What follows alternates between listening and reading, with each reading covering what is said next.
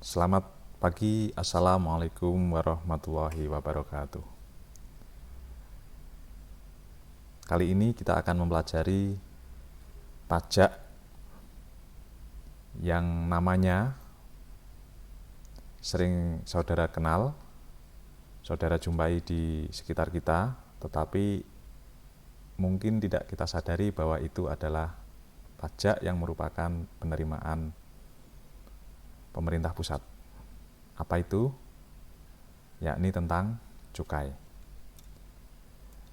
Perlu kita tahu bahwa cukai, ya mungkin saudara bisa jumpai ketika melihat rekannya merokok, rekannya mengkonsumsi minuman beralkohol. Nah, barang-barang yang seperti itu oleh pemerintah pusat dikenakan pajak dengan nama cukai. Untuk lebih jelasnya tentang cukai, mari kita simak pembahasan berikut ini. Tetapi sebelumnya kita awali dulu dengan berdoa. Mudah-mudahan apa yang dipelajari dapat bermanfaat. Berdoa dipersilahkan. Kita langsung masuk ke materi. Untuk materi kali ini saya mengadopsi dari e-learning cross function pengelolaan keuangan negara. Kita langsung ke materi. Konsep cukai secara universal itu ada yang mengatakan sebagai sintaks pajak atas dosa. Di sini dijelaskan bahwa biasanya pajak yang dikenakan oleh pemerintah pusat yang ditambahkan ke produk atau jasa yang bersifat non-esensial dan dianggap perlu dibatasi atau dikendalikan, antara lain karena faktor kesehatan, sosial, atau yang dipertanyakan secara moral. Kemudian Arthur mengatakan sebagai Pigovian tax.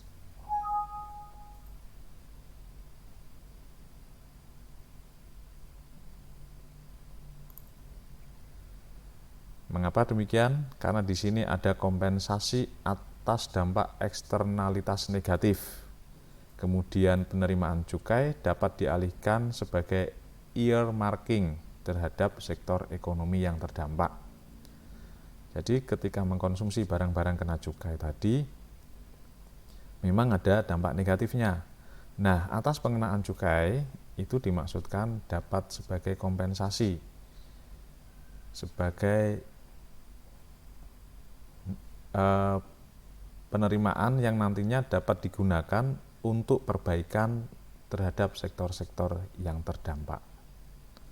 Kemudian ada juga yang berpendapat cukai ini sebagai consumption tax of specific goods and service.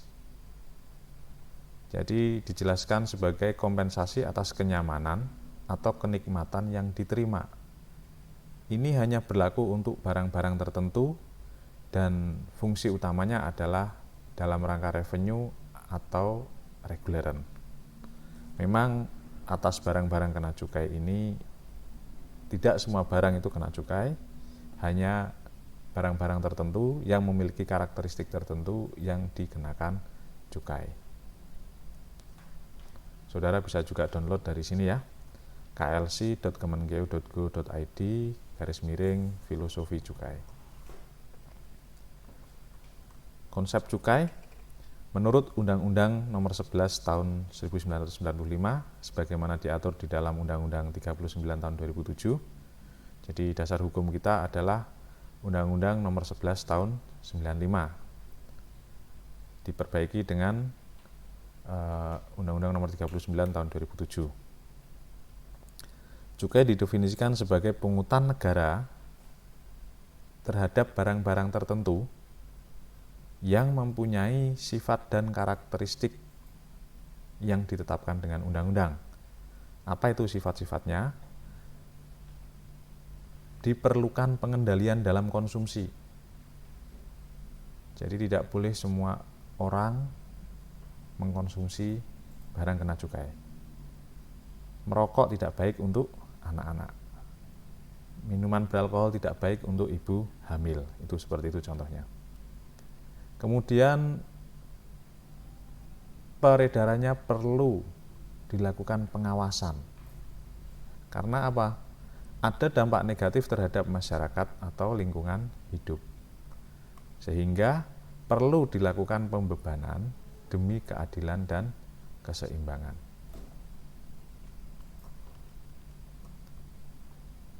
Fungsi cukai, alat yang pertama sebagai alat budgetair, ada kontribusi cukai sejak tahun 2012 ya, itu mencapai 8,5% dari total penerimaan pajak. Jadi sebagai revenue penerimaan negara. Di samping revenue, fungsi cukai juga sebagai reguleran, sebagai alat kontrol perilaku konsumsi terhadap barang kena cukai. Di sini yang menjadi pertimbangan utama adalah aspek kesehatan masyarakat dan pengendalian dampak sosial. Kita lanjutkan. Prinsip-prinsip yang terdapat di dalam Undang-Undang Cukai. Ini secara umum sama dengan prinsip pengenaan pajak. Yang pertama adalah keadilan dalam keseimbangan, ada pemberian insentif, ada pembatasan produksi dan konsumsi untuk perlindungan masyarakat. Kemudian netral dalam pemungutannya, kelayakan administrasi, kemudian digunakan dalam rangka kepentingan penerimaan negara, ada pengawasan dan penerapan sanksi secara konsisten. Jadi tambahan yang tidak ada di konsep pemungutan pajak secara umum adalah ini ya, adanya pemberian insentif, keadilannya pun keadilan dalam keseimbangan, pembatasan produksi, kemudian ada di sini pengawasan dan penerapan sanksi secara konsisten. Nah, terkait pembagian pajak, cukai ini masuk kategori pajak tidak langsung, di mana yang melaksanakan kewajiban pajaknya adalah pengusaha barang kena cukai. Sementara penanggung pajaknya, jadi kewajibannya pengusaha pabrik, importir, barang kena cukai, dapat dialihkan kepada konsumen akhir yang menikmati barang kena cukai. Jadi pajaknya itu bisa dipindahkan. Memang secara hukum kewajiban pajaknya berada di pengusaha pabrik barang kena cukai, importir barang kena cukai, kemudian pengusaha penyalur barang kena cukai. Tetapi penanggung pajaknya yang sesungguhnya membayar pajak adalah konsumen akhir yang menikmati barang kena cukai. Di sini ya, kita lihat penanggung jawab pajak, ada penanggung pajak, ada pemikul pajak.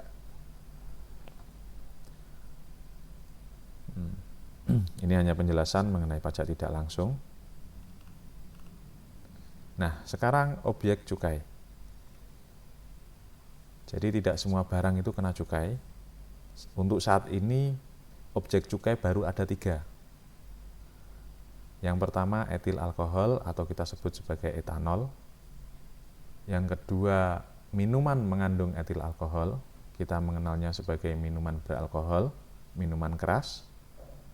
Kemudian yang ketiga hasil tembakau, kita mengenalnya ada yang berwujud rokok, cerutu, kemudian tembakau dalam bentuk cair yang biasa digunakan untuk vapor ya. Nah, kita bahas satu persatu.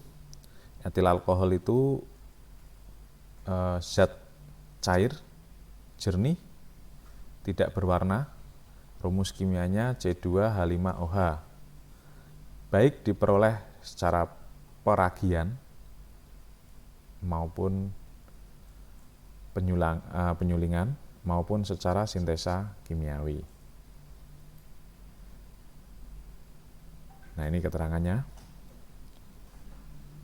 Secara umum di pasaran, Etil alkohol ini banyak diproduksi dan diperjualbelikan sebagai bahan baku untuk minuman mengandung etil alkohol atau bahan baku industri lainnya.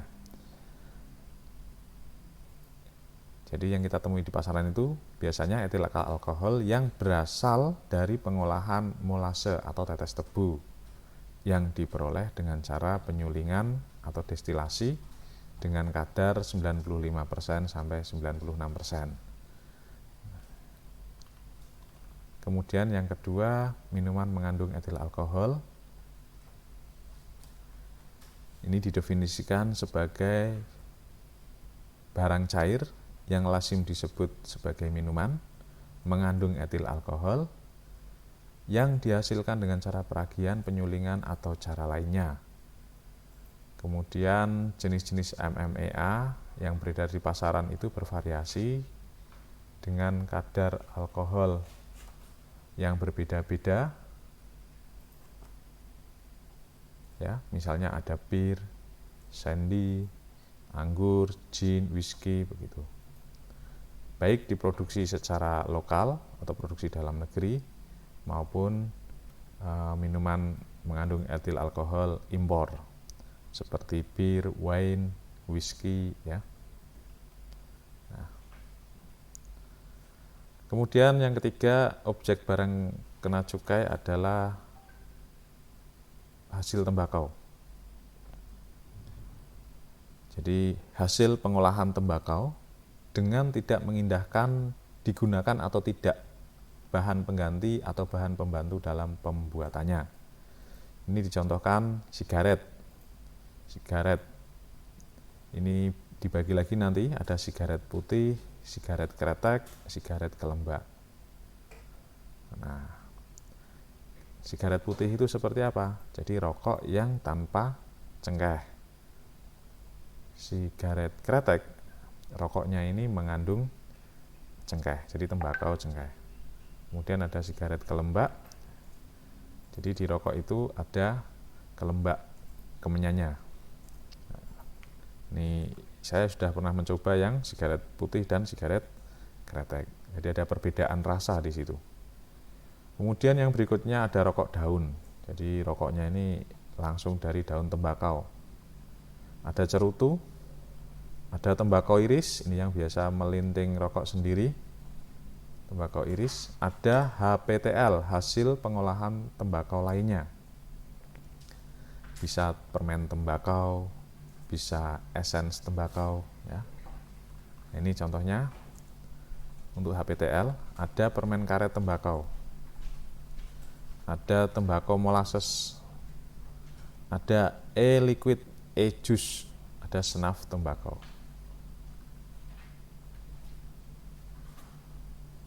Objek dan subjek cukai.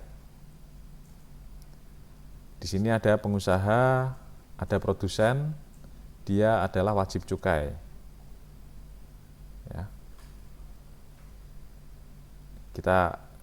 Bahasa kita disebut sebagai reksan cukai. Kemudian ada konsumen.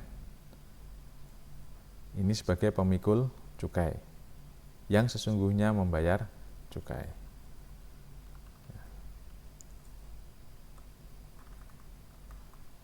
Ini subjeknya ya. Kalau objeknya tadi sudah disebutkan, hasil tembakau, etil alkohol, dan minuman mengandung etil alkohol. Nah, ini jenis-jenis barang kena cukai di peredaran. Contoh hasil tembakau, ada rokok, sigaret kretek, sigaret putih, sigaret kelembak menyan, cerutu, rokok daun, hasil tembakau lainnya. Untuk yang minuman mengandung etil alkohol, ada bir, shandy, arak, dan lain-lain. Etil alkohol, ada etil alkohol hasil penyulingan, kadar alkohol tinggi 95%, 96%. Ada etil alkohol hasil fermentasi. Ini untuk yang kadar rendah, kurang dari 40%. Ini gambaran saja perbandingan kadar alkohol untuk MMA impor. Jadi produk-produk minuman beralkohol impor ini untuk bir kadarnya 3-5%, Anggur itu 9-18%.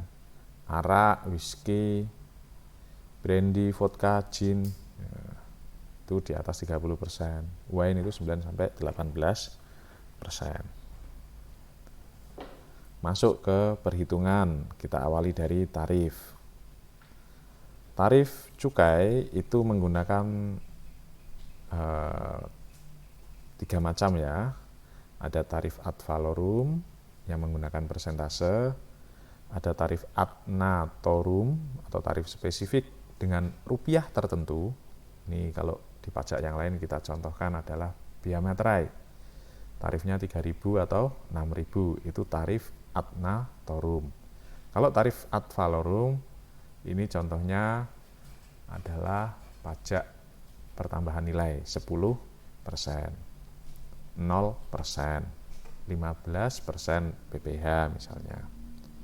Kemudian ada lagi tarif gabungan antara tarif ad valorem persentase dengan tarif spesifik. Ini ya penjelasannya tentang tarif spesifik dan ad valorem. Jadi tarif spesifik itu digunakan untuk etil alkohol, minuman mengandung etil alkohol, dan hasil tembakau selain HPTL. Ad valorem digunakan untuk HPTL, hasil pengolahan tembakau lainnya. Nah, cukai itu rumusnya adalah tarif dikalikan dengan jumlah batang. Di sini ada istilah harga dasar cukai. Apa itu? Ini adalah harga yang digunakan sebagai dasar perhitungan cukai. Nanti kita lihat ya harga dasar itu. Terkait dengan barang kena cukai produksi dalam negeri, nanti kita akan mengenal istilah harga jual pabrik, harga jual eceran. Sementara untuk barang kena cukai yang berasal dari impor, kita akan mengenal masalah nilai pabean dan bea masuk, atau istilahnya ini nilai impor ya. Kemudian ada harga jual eceran. Ini. Jadi tarif cukai tadi dijelaskan untuk etil alkohol, MMEA, dan hasil tembakau selain HPTL itu menggunakan tarif spesifik. Nah ini cukai, tarif kalikan jumlah, bisa jumlah liter atau jumlah batang. Mengapa kok digunakan tarif spesifik? Pertama, mengurangi disparitas harga transaksi pasar dengan harga penetapan dari pemerintah. Yang kedua, mempermudah pengawasan terhadap upaya penghindaran cukai. Yang ketiga, penghitungan dan estimasi penerimaan cukai itu relatif lebih mudah. Tetapi selain ada beberapa keuntungan ini, ada juga kerugiannya ketika menggunakan tarif spesifik, yakni kurang mengikuti perkembangan harga pasar. Kemudian terkait dengan tarif cukai ad valorem dengan persentase. Ini contohnya seperti ini. Ya. Nah, ada tarif 275%, 57%. Nah, ini banyak sekali ya, bikin bingung. Nanti kita langsung ke bawah saja. Ini hanya gambaran saja bahwa ad valorem itu adalah menggunakan persentase. Itu. Ketika cukai itu digunakan tarif ad valorem, ini tarif kalikan harga dasar, tarifnya berupa persentase. Keuntungannya apa? Mudah mengikuti perkembangan harga pasar. Metode perhitungan dan estimasi penerimaan cukai juga mudah. Kemudian kelemahannya dapat terjadi disparitas harga transaksi pasar dengan harga penetapan pemerintah. Kemudian secara tidak langsung mendorong upaya penghindaran pembayaran cukai. Gitu. Ini contoh pengenaan tarif gabungan. Ya, tarifnya adalah cukai adalah tarif kalikan harga dasar ditambah tarif spesifik kalikan jumlah spesifik. Ini sulit ya, tidak digunakan di cukai yang ada di Indonesia, tidak digunakan. Nah, kira-kira itu penjelasan awal mengenai pengenaan cukai. Mengapa kok atas barang-barang tersebut kena cukai? Karena tadi ya, memiliki karakteristik tertentu. Ini yang paling penting, yang perlu kita perdalam, yang perlu kita highlight. Jadi barang-barang ini dikenakan cukai karena dia pengendaliannya perlu. Jadi perlu adanya pengendalian dalam konsumsi, perlu adanya pengawasan peredaran, konsumsinya berdampak negatif terhadap masyarakat dan lingkungan hidup, perlu dilakukan pembebanan demi keadilan dan keseimbangan. Ini yang perlu kita highlight. Nah, objek cukai itu bersifat terbuka, artinya suatu saat bisa ditambah. Jadi kira-kira sekira nanti rekan-rekan itu memiliki pandangan, oh ternyata ini cocok untuk dikenakan cukai. Kenapa? Bisa jadi karena konsumsinya berdampak negatif terhadap lingkungan hidup. Misalnya apa? Misalnya kendaraan bermotor. Nah, hal itu bisa saja kendaraan bermotor menjadi objek cukai. Tetapi harus dikaji dulu apa dampaknya ketika kendaraan bermotor itu dikenakan cukai. Bagaimana efeknya di masyarakat terkait daya beli, inflasi, dan pertumbuhan ekonomi. Tidak semata-mata memperhatikan penerimaan negara, tetapi faktor-faktor lain seperti yang membentuk komponen ekonomi makro, daya beli, inflasi ya, itu juga harus diperhatikan ketika akan menetapkan suatu barang itu sebagai objek cukai. Begitu. Nah,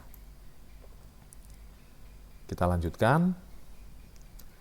Tadi sudah kita sampaikan bahwa cukai itu bagian dari penerimaan negara.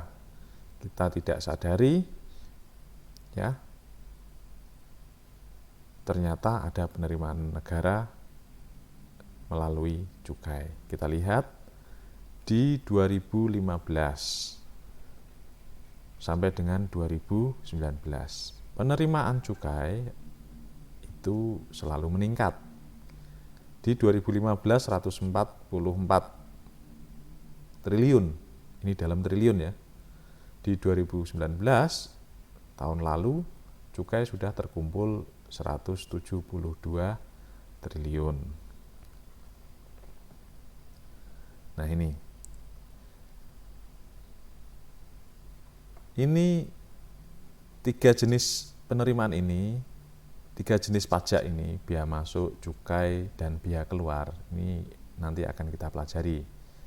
Hari ini kita belajar cukai. Pertemuan berikutnya kita belajar mengenai perdagangan internasional, di mana efek dari perdagangan internasional terhadap pajak, ada penerimaan pajak yang namanya biaya masuk dan biaya keluar. Kita lihat ya, kontribusi cukai ternyata lebih tinggi daripada penerimaan biaya masuk dan biaya keluar. Kita lihat berikutnya. Ini di dalam konstruksi APBN 2019. Di dalam APBN 2019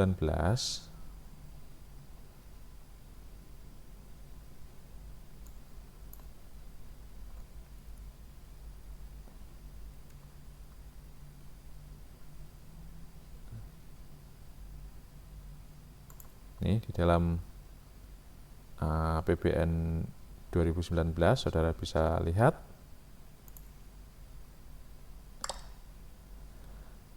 pendapatan negara itu diperoleh dari dua sumber, pendapatan dalam negeri dan penerimaan hibah. Pendapatan dalam negeri berasal dari penerimaan perpajakan dan penerimaan negara bukan pajak. Nah, penerimaan pajak 2019 sebesar 1.786 triliun ini berasal dari mana? Nah, kita lihat ketika dibagi-bagi ya, 2019 ada PPN. PPN ini 655 triliun. PPH 894 triliun. Nah, di sini cukai 165 triliun, hampir 10%. Tetapi kita lihat realisasinya 172 triliun, ya, 10% ya dari penerimaan pajak. Sangat penting ini penerimaan cukai ini. Ya.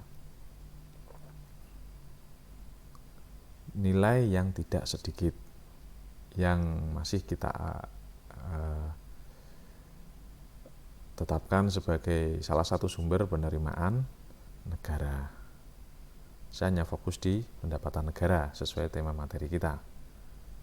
Oke, di sini jelas ya, cukai itu nilainya apa namanya, pengaruhnya, kontribusinya terhadap penerimaan negara itu cukup besar. Nah, untuk menghitung cukai, berapa sih cukai yang harus dibayarkan ke negara? Kita harus pelajari juga, harus tahu mengenai HJE. HJE ini ya, harga jual eceran dan tarif cukai hasil tembakau. Untuk hasil tembakau diatur melalui Peraturan Menteri Keuangan Nomor 152 PMK 10 tahun 2019. Ini berlaku per 1 Januari 2020.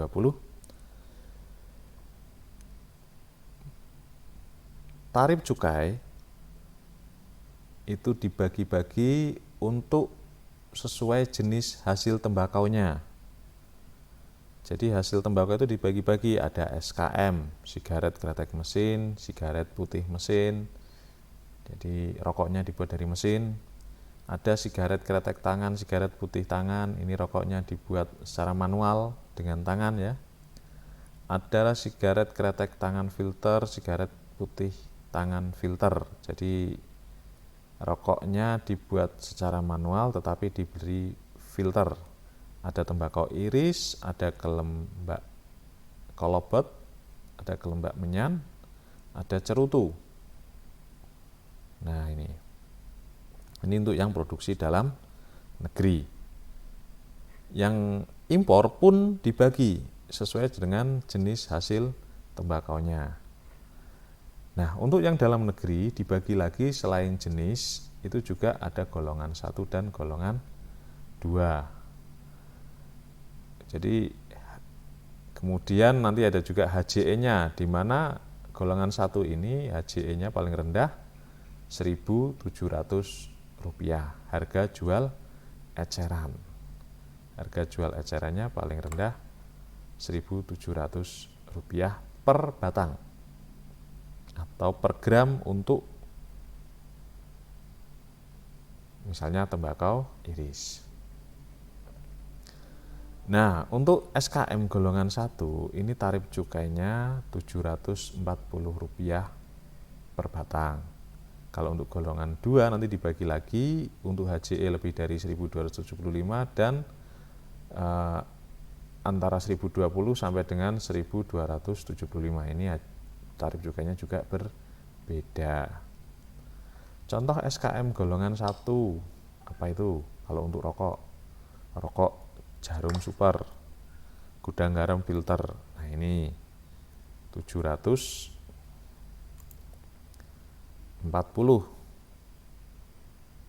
per batang. Jadi kalau Anda menghabiskan satu hari 12 batang atau satu bungkus jarum super, berarti saudara itu sesungguhnya secara nyata sudah menyumbang negara Rp8.880. Ya, saya ulangi ya. Kalau Anda satu hari menghabiskan 12 batang, 12 rokok jarum, ya. Nah, berarti saudara telah menyumbang negara dengan nama cukai Rp8.880. Itu ya. Kemudian SPM, contohnya ya, saya ambil ini paling rendah untuk golongan 1 itu cukainya Rp790, HJE paling rendah Rp1.790 per batang. Jadi kalau saudara merokok Marlboro itu isi 16 ya, kalau tidak salah, habis 16 batang atau satu bungkus rokok Marlboro, secara nyata saudara sudah menyumbang negara 16 kali 790, 12.640. Ini masuk ke kas negara. Nah, terkait untuk yang hasil tembakau impor, nah ini sudah dijelaskan ya di sini berapa tarif cukainya. Tidak ada pembagian golongan 1 atau golongan 2, tetapi langsung ditetapkan SKM HJE-nya 1.700, tarif cukainya 740 dan seterusnya. Jadi gampang ya. Jadi jumlah batang kali tarif spesifiknya berapa rupiah. Simpel untuk cukai ini. Kemudian yang sekarang lagi ngetren adalah hasil pengolahan tembakau lainnya. Nih contohnya ada ekstrak atau esens tembakau berupa bisa batangan, kartrid, kapsul, atau cair. Berikutnya adalah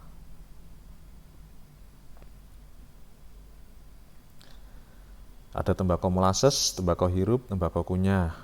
Nah, di sini sudah ditetapkan harga jual ecerannya, satuannya. Nah, kemudian tarif cukainya menggunakan tarif adva lorum. Jadi 57% dikali dengan ini ya, harga jual eceran. Ini baik impor maupun lokal, tarifnya 57%. Kalau impor kalikan nilai impor, kalau produksi lokal dalam negeri dikalikan dengan harga jual ecerannya. Ya. Jadi tarif cukai 57% dikalikan dengan harga jual eceran. Kemudian, maaf ini belum diganti ya.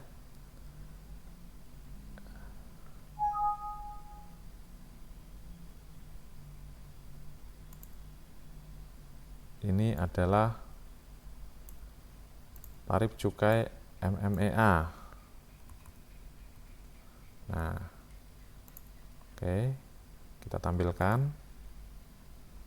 Nah, MMEA ini dasarnya adalah Peraturan Menteri Keuangan Nomor 158 PMK 10 2018. Untuk etil alkohol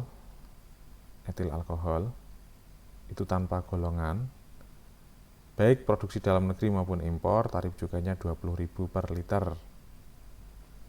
Untuk MMEA itu dibagi 3 golongan, ada golongan ABC, golongan A itu dengan kadar sampai dengan 5%, golongan B lebih dari 5% sampai dengan 20%, golongan C lebih dari 20%. Tarif cukainya berbeda-beda. Kalau golongan A itu produksi dalam negeri maupun impor sama 15.000 per liter. Untuk golongan B, produksi dalam negeri 33.000 per liter. Kalau untuk impornya 44.000 per liter. Nah, golongan C ini paling mahal.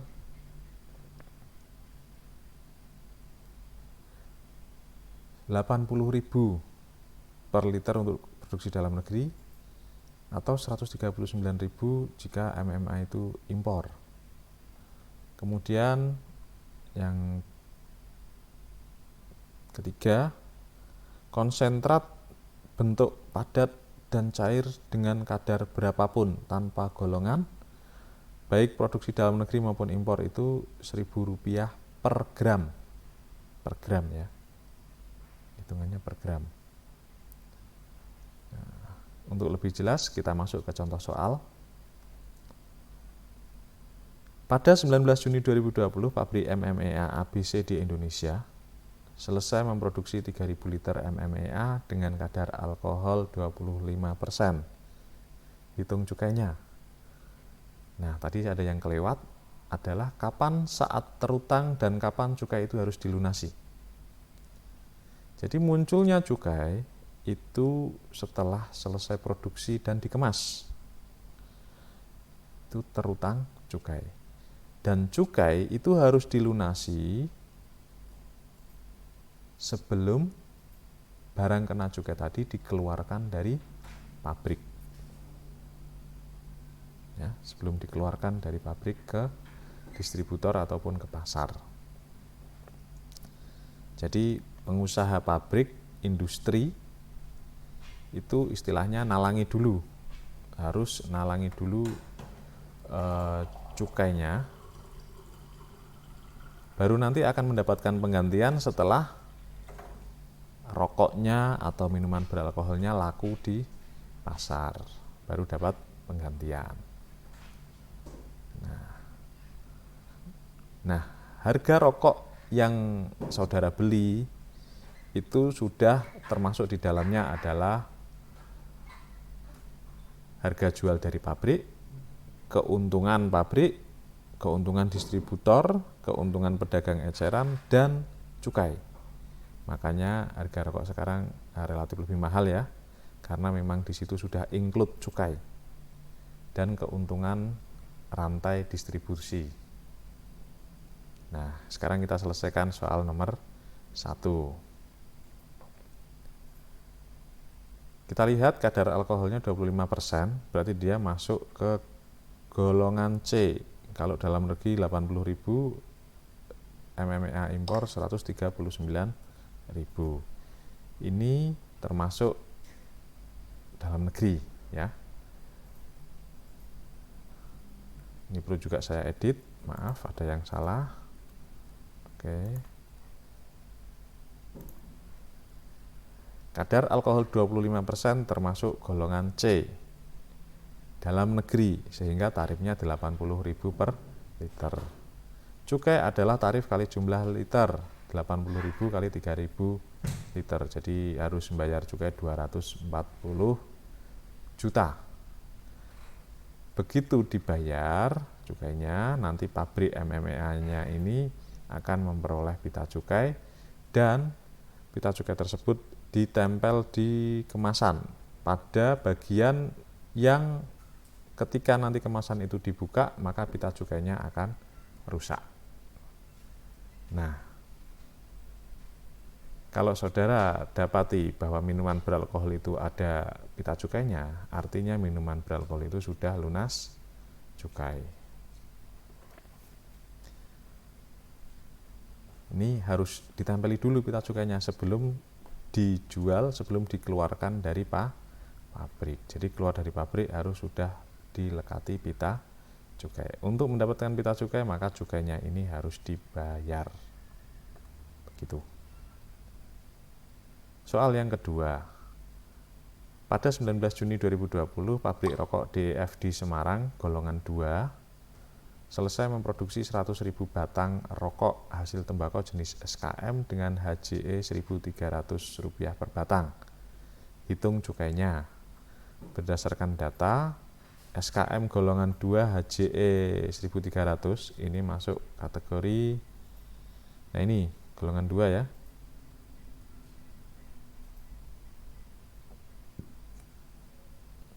yang lebih dari 1.275, jadi cukainya Rp470. Nah ini ya, cukainya Rp470 per batang. Cukai sama dengan tarif kali jumlah batang sama dengan Rp470 kali 100.000 batang, Rp47 juta. Sama seperti kasus di atas, ini harus dilunasi dulu, nanti akan mendapatkan pita cukai, dan pabrik rokok menempelkan pita cukai tersebut sehingga rokok yang dikeluarkan dari pabrik sudah dilekati pita cukai. Nah, saudara kalau mendapati rokok yang tidak ada pita cukainya atau istilahnya rokok polos, silakan disampaikan ke saya atau ke kantor bea cukai terdekat untuk menerapkan asas keadilan tadi.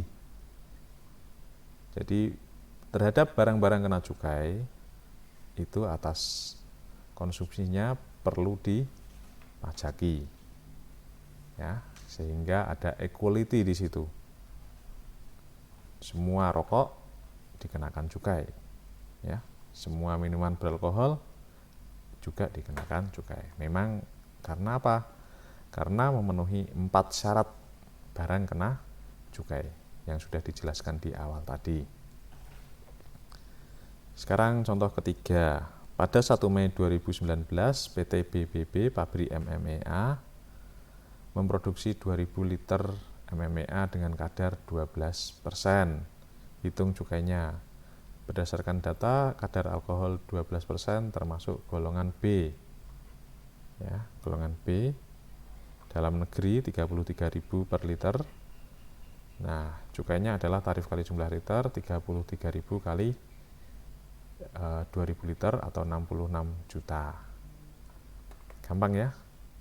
Tidak perlu menentukan penghasilan kena pajak, status kawin tidak kawin. Nah, mudah, simple. Untuk menghitung cukai ini sangat mudah. Saya ulangi ya. Tarif kalikan jumlah liter. Tarifnya menggunakan tarif spesifik. Saudara tinggal hafalkan saja, ya, lihat tabelnya. Apakah dia minuman mengandung etil alkohol, konsentrat, hasil pengolahan tembakau lainnya atau hasil tembakau. Sudah ada tabelnya. Tetapi untuk keperluan ujian akhir semester, saya hanya mengambil yang ini saja, minuman mengandung etil alkohol. Bukan apa-apa, karena ini relatif lebih simpel daripada saudara harus ini mempelajari untuk hasil tembakau, di mana ini ada pembagian, ada SKM, ada SPM, golongan 1, golongan 2. Nah ini lebih rumit. Yang saya maksudkan dari sini adalah saudara mengenal bahwa salah satu sumber penerimaan negara adalah cukai, di mana kontribusinya sekitar kurang lebih 10% dari total penerimaan negara, sehingga ini patut menjadi perhatian kita semua, ya. Dan kebetulan barang-barang kena cukai itu bisa kita jumpai di sekitar kita.